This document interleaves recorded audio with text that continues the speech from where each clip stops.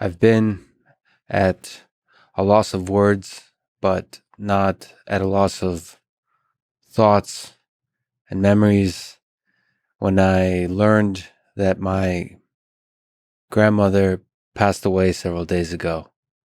I thought I would try to use this microphone, use this podcast to try to find the words to honor the woman who's responsible for much of who I am, who taught me, silly might be to say, but taught me how to be a man, taught me about strength, about wisdom, about compassion, love, and that I could do anything that I set my mind to in this world, that anything was possible, and that I, of all people, can do it, and not to let the world tell me otherwise. She passed away in Moscow, Russia. She was 91 years old, soon to be 92.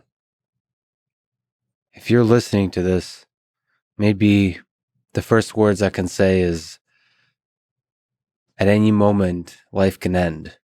So tell your friends, tell your family, your loved ones, that you love them.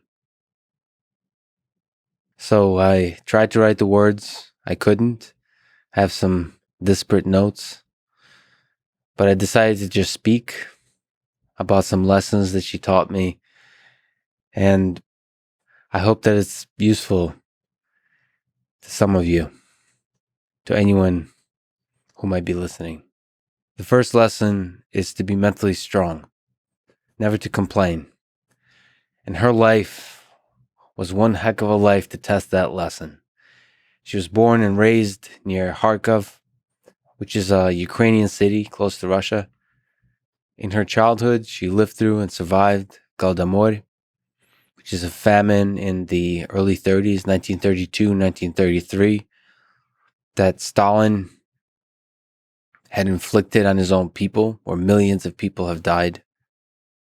One of the great atrocities of the 20th century. Just to give you some context, the famine that we're talking about led to cannibalism. One historian has written that the good people died first. The people who gave food to others, the people who refused to participate in cannibalism, the people who gave everything they have to their children for the survival of their children, and therefore died before their children did. I'll leave it at that. My grandma survived it. And as a teenager, she lived through and survived World War II. Imagine a young teenage girl, a beautiful young woman in fascist-occupied city. She rarely spoke of those times, but there were stories of no food, desperation, and tragedy. And once again, I'll just leave it at that. My grandmother survived. And in her eyes always remained this glimmer of hope amidst the suffering. It's a glimmer that I've seen in the eyes of others that I've met in my life. And it is always inspiring to see that triumph over tragedy. And there's something that kind of experience does to the human heart. It hardens it, it protects it from the outside world, but it also softens it to allow a deep connection with other human beings. And maybe you've seen that I've done a few things with David Goggins, and I'm drawn to that kind of mindset. In him, I see my grandmother, the toughest human being I've ever known. The second lesson she taught me was physical strength. There's all kinds of images throughout my childhood of my grandmother doing incredible feats of manual labor, carrying logs, just carrying heavy things without complaining, just getting the job done. I was a huge fan in Russia there's something called bogatir. I guess similar to America, that would be America doesn't have centuries of history to where you can go to the period of knights or Vikings. So in America, I guess for a little kid, that would be like a G.I. Joe.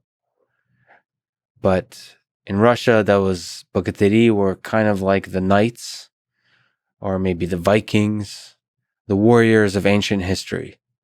And I've always loved the stoicism, the power, the fearlessness of the stories told about bogatiri. I mean, as a little kid, that's all I wanted to be is one of those guys. And I remember at a certain point in my childhood, I can't quite place exactly the time, but I remember realizing, looking at my grandmother, that women could be those warriors as well.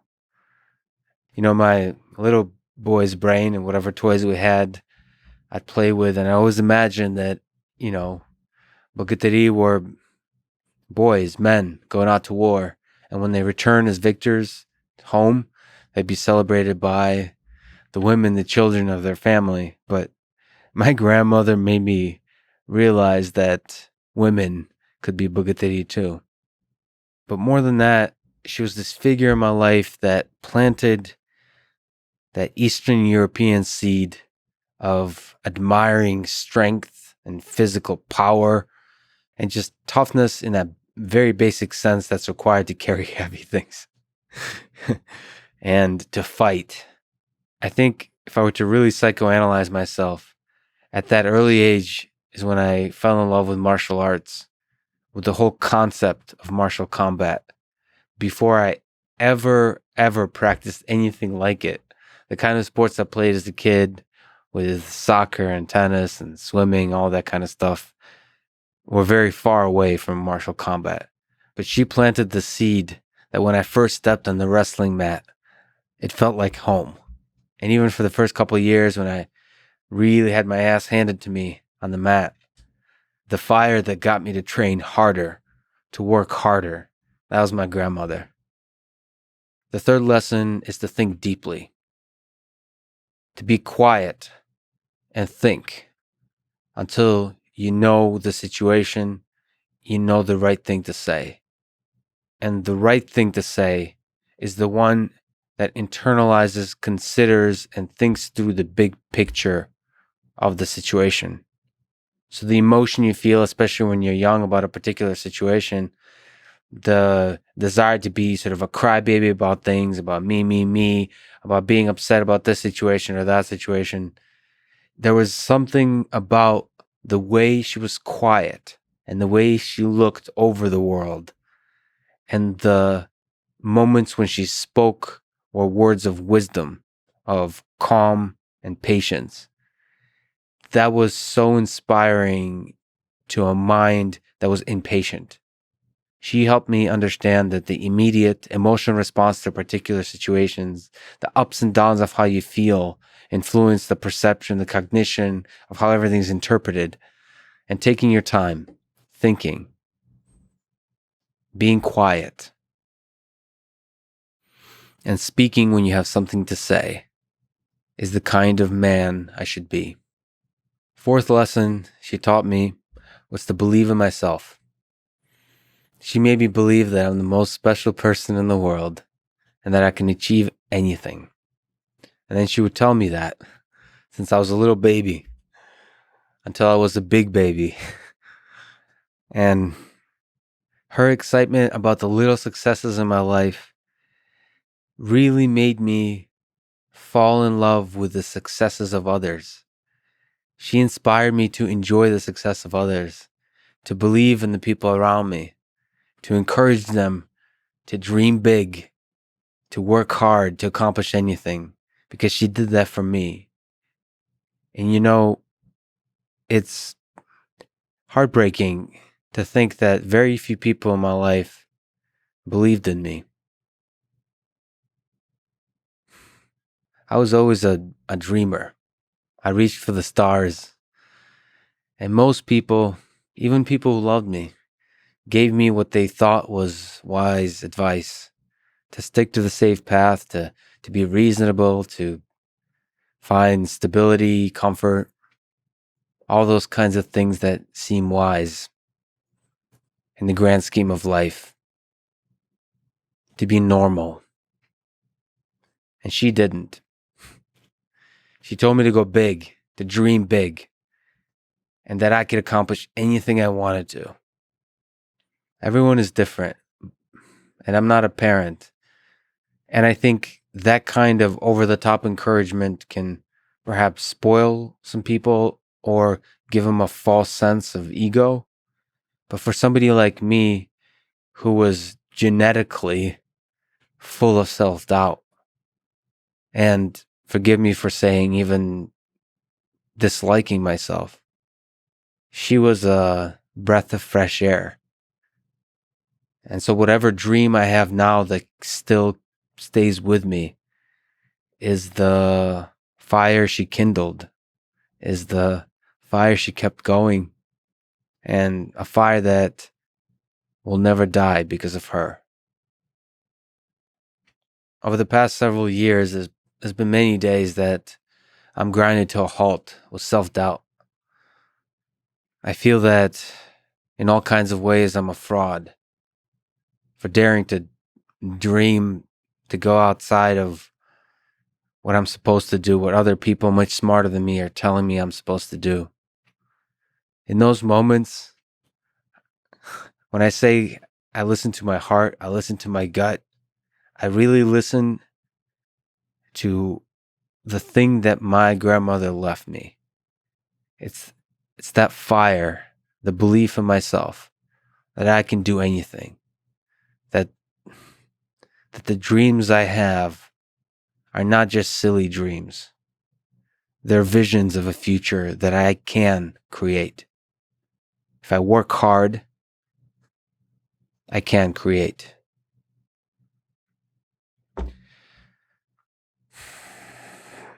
And finally, the fifth lesson she taught me through words, through her actions, is about love. Is to put love out into the world. Her husband, Grandpa Gregory, died when he was 58 in 1986. She loved him her whole life. She loved him after he passed away. And that love, while quiet in terms of her not talking to me about it, was always there in the background, was always in her eyes. The unshakable love. So that's the love between her and her husband, my grandfather. There's something about loyalty, about deep, unshakable human connection in that stayed with me. I seek that kind of love with friends, with really close friends. I seek that kind of love with the world around me. And I definitely seek that kind of love with a life partner, with a person that I could, how does the saying goes, ride or die with. I can bury the bodies with them. You know, it's kind of a bond that's stronger than any other thing in this world, a bond that's stronger than any fundamental force of physics. I could see it in her, and something in that stayed with me. But bigger, just love of life, love of the ups and downs of life, love and gratitude of everything around me. She had that, this glowing joy. That's not a simple joy, but a deep joy that acknowledges that life is suffering, that life is hard, and that love is hard, but to appreciate it anyway, the whole of it, not just the ups, the whole of it. She taught me to love people, love life, love the world, no matter what the world does to you, and to love unconditionally, simply, and to not be afraid to be cliche, to be simple, naive, because that's what love is. It's quite simple. love is the answer, as some guy on some podcast once said. So I wanted to honor this woman that was a great human being in my life and the life of many others with these words. And the few folks who listen, I hope, can draw some inspiration from the lessons she's given me to be strong mentally and physically, to dream big, to work hard, and to put a little bit of love out into the world. And on that point, let me, if it's okay, read a poem in Russian that my grandmother enjoyed called "Любовью дорожить умейте," loosely translated to "Learn to Treasure Love" by Stepan Shipachev. Любовью дорожить умейте, с годами дорожить вдвойне. Любовь не вздохи на скамейке и не прогулки при луне. Все будет, слякоть и пороша, ведь вместе надо жизнь прожить. Любовь с хорошей песней схожа, а песню нелегко сложить. It's a simple poem that a couple of Russians listening out there right now perhaps could appreciate. But the gist of it is that love is not easy. Life is not easy. And the best we ought to do is to learn how to treasure love, to treasure the few years of life we have on this earth. My grandmother's name is Anne, and my brother and I in Russian would call her affectionately Babanya.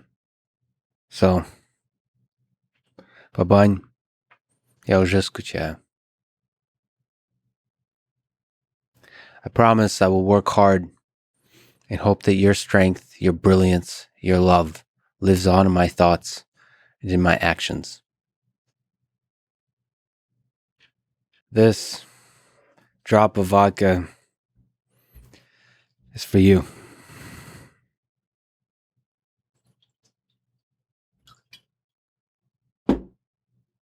You know, I have shot glasses, but I think she's looking down and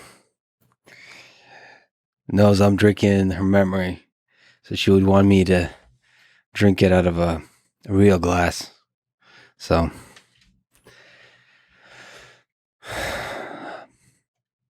Babань, I miss you. I love you. I hope to make you proud one day.